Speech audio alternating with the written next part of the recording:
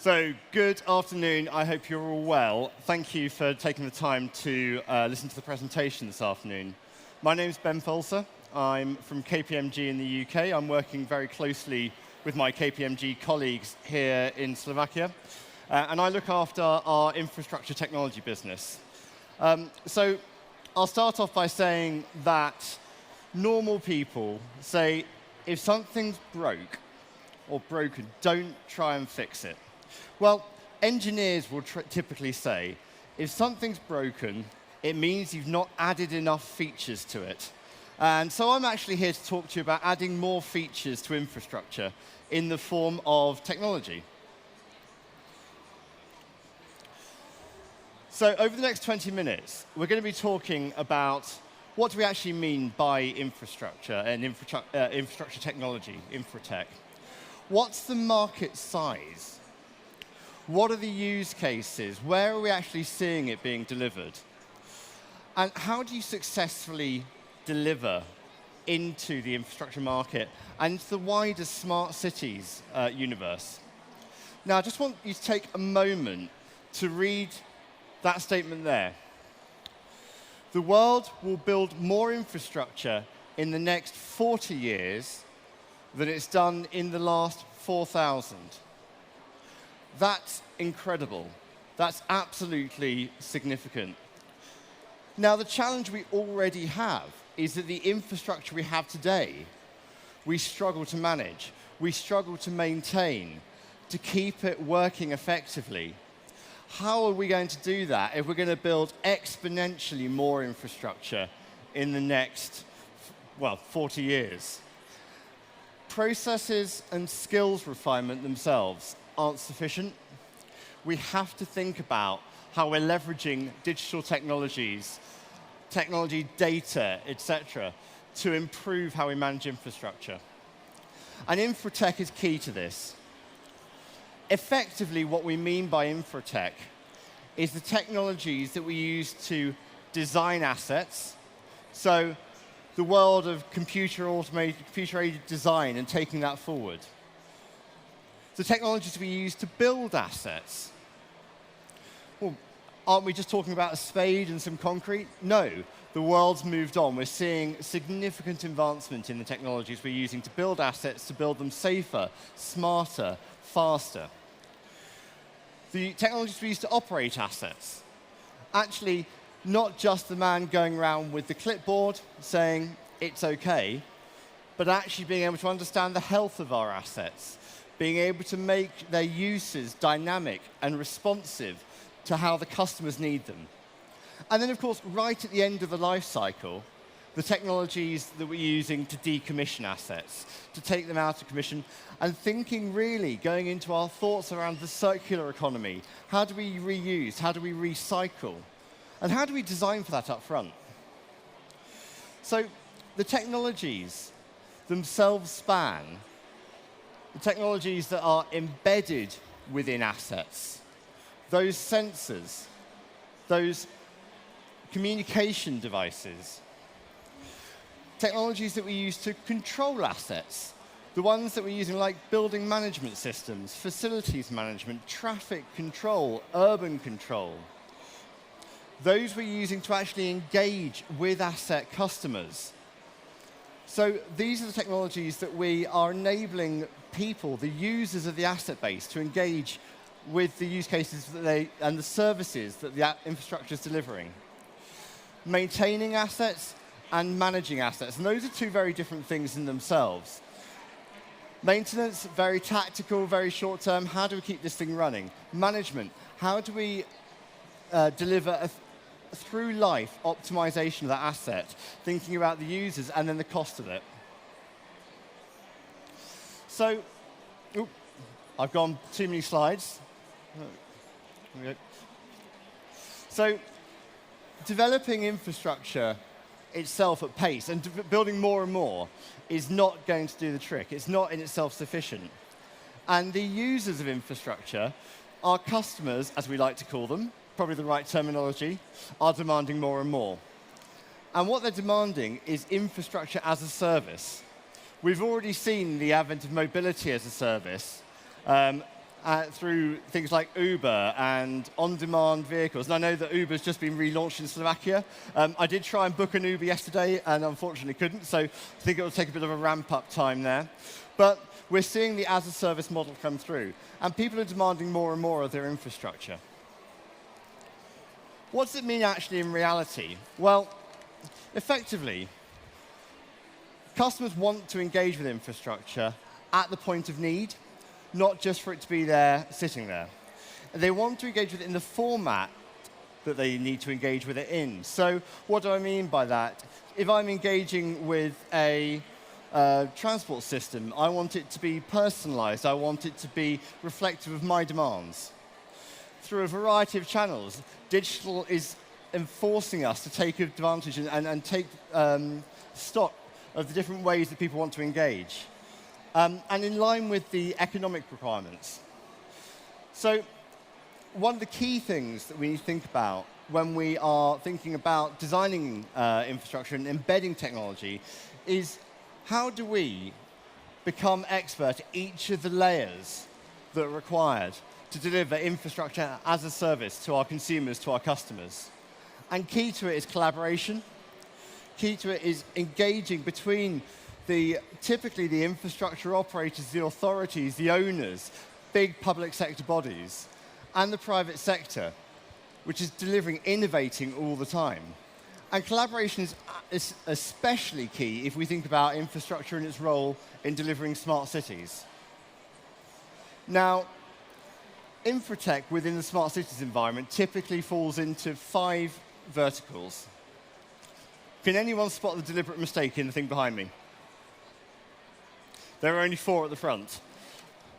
Environment is also an absolutely key vertical in here. And this is not an exhaustive list of the infrastructure technologies that we're referring to. I mean, clearly, mobility is significant. And I think the reason for that is because it's so ubiquitous, it's so present in our everyday lives, that there's been significant investment in the private sector arena. And we are starting to see that flowing through to our everyday lives and how we're using and engaging with transport. Indeed, if there wasn't that many on that list there, I don't know why I'd be up on stage today. But all of these are important. And we're starting to see real investment in these infrastructure technologies. But the real truth is, we are still seeing that investment being siloed in the verticals. And the reason for that is because we haven't seen the value percolate across those verticals. There have been lots and lots of smart cities initiatives. There have been control centers built. There have been public grants, European development grants. But as yet, the value hasn't actually been delivered across the verticals. It's still being delivered within them. And there's nothing wrong with that either. In mobility, for example, we're seeing significant investment in the embedding of sensor technologies into our roads infrastructure. We are seeing the ability to combine emission sensing with traffic management. You're starting to see combinations across the verticals, which are delivering real benefit. Even within the verticals itself, smart waste is a great example. Put a sensor in a bin. It optimizes the ability for you to go and collect the rubbish from that and can save up to 40% of the cost of delivering that service. Smart lighting, putting sensors in lighting columns to understand when people are actually using that service, can save between 25 and 40% of the cost of delivering that service. And this is what's got the private sector investors interested. This is why we're seeing investment flowing into these verticals. It's because when you're seeing savings and value being delivered by the investment, the private sector bodies, the institutional investors want to get involved. They want to benefit from that long-term saving and convert that into profit. And that's great, because it means it can accelerate the adoption of infrastructure, technology into infrastructure. So what does that mean in terms of market size? Well, if you take IoT as an example and as a benchmark for market size for Infratech, given that we're talking about assets having to be connected, then back in 2016, we forecast, or the forecast provided, and there is a range of them, that we'd have 26 billion connected devices by 2020, that the market size would be $6.1 trillion. Well, actually, we're not tracking that far off that conservative end. IoT Analytics, a very well-respected market analysis company, has benchmarked us at 2018 and said by 2020, we're roughly about 21.2 billion connected devices across the world, of which roughly about 9.9 are IoT, Internet of Things, and the remainder are non-IoT. Now, that actually translates into about a $5 trillion industry and about 3.5 zettabytes worth of data. Now, to put that in perspective, that is 40 times more bytes than there are stars in the observable universe. That's huge. It's absolutely massive, and this is why people are interested and taking stock of this. It's why infrastructure is becoming a really interesting sector for people to work in, and it's attracting investment, it's attracting startups. And just to put this in perspective, there were more companies demonstrating smart cities solutions at the Consumer Electronics Show in 2018 than there were gaming industry. It's the first time it's ever happened. And it really demonstrates what interest there is in the sector and how there is people piling into it. And then if you think about the layer that sits on top of that, assuming we're on a conservative trend here of the uptake of Infratech, just look at that figure down there. Every day, there are 4 terabytes of data generated by connected cars alone.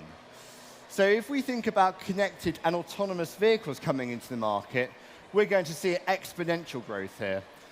And they form an important part of the Infratech arena, that vehicle to infrastructure communication that will enable us to better manage and better operate our infrastructure and provide safer, less congested, more economically beneficial roads. The other indicator is just simply by looking at the number of players in the market now. Now, this was last year, and it's certainly not an exhaustive list. But actually, if you look at that, it's absolutely packed with players operating across the infrastructure technology space. And this is what makes me excited, and it's really what, from my perspective, keeps me working every day. Because actually, in itself, it demonstrates there's significant interest in the sector, but actually, it also demonstrates there's a need to really think carefully about the investments we make in our infrastructure technology.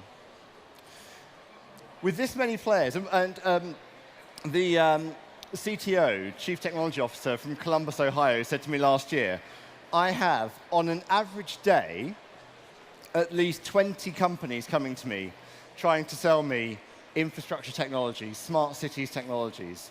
How do I make the decision about which technology to buy, where to implement it? And this is very much about having the business capabilities, the portfolio management capabilities, and having a clear strategy about how you're going to embed technology into your infrastructure going forward. Let's talk about some real-life examples. And actually particularly relevant given the event we're at today and the Lido redevelopment next door. Toronto Waterfront is being seen as one of the smartest city initiatives in a decade. So in 2015, 2016, Google said, I want to invest in smart cities. I think there's work that I can do here that leveraging our ecosystem of providers and companies that we work with, we can deliver a truly smart city. And what's transformational about this is they're doing it from bottom up. They're saying they're doing it pardon me, from the internet up, not top down. And we've already seen, you only need to look at examples like Abu Dhabi, like New Delhi, and even to a certain extent London, to say, actually top down enough is not sufficient. Bottom up is not sufficient. We need to meet somewhere in the middle. But effectively, with a gigabit network, really fundamental component of delivering the infrastructure technology revolution, ubiquitous Wi-Fi, sensors, and clearly defined use cases, the Toronto waterfront is now starting to develop a city of its own that delivers livable, workable, sustainable, and efficient space. And over the next 4 years, this waterfront location, about 12 acres, will be transformed by the infrastructure investments that are being made. Going specifically into a sector, particularly interesting use case in Sault Ste. Marie in North America, which is seeking to become the world's smartest electricity grid. And through a very small investment in public finance, they've managed to secure over 900 million euros in private finance, inward investment of companies wanting to deliver infrastructure technology, specifically in the utilities sector.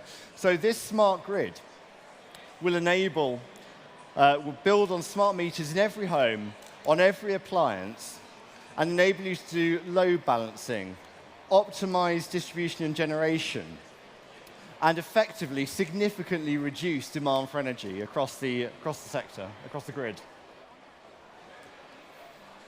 Something a bit closer to my heart, mobility.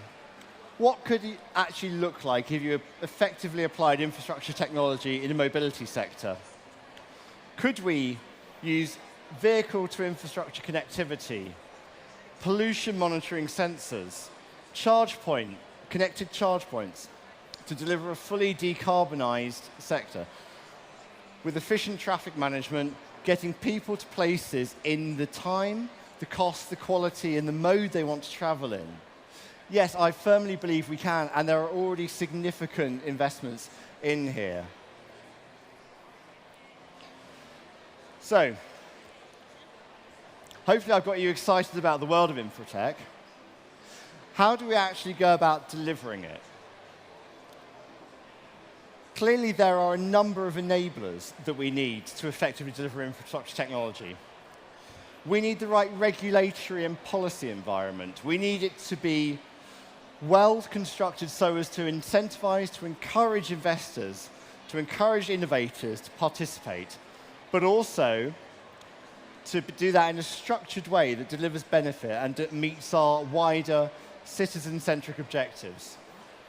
We need to have the skills and capabilities and data governance. That's the tools, the skills, and the platforms. We need to embed technologies. We need to think about IoT, and sensors are becoming so cheap now. Assets can be connected for less than $1. If you put that in perspective, we do have the ability to connect things. We do have the ability to manage them. We also need to have cybersecurity. That goes without saying, but it's an important one to remember. But importantly, we need to think about the softer element of this, which is the business capabilities that we need. We need to be able to understand and prioritize the opportunities.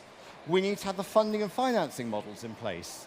We need to think about partnering strategies and innovation. Who do I need to partner with to effectively deliver infrastructure technology? How do I do that? What's my procurement route? Do I do it through a traditional public sector procurement route? Is that appropriate in today's agile world where things are changing on a daily basis? Probably not. So, a whole range of soft skills and capabilities to think about.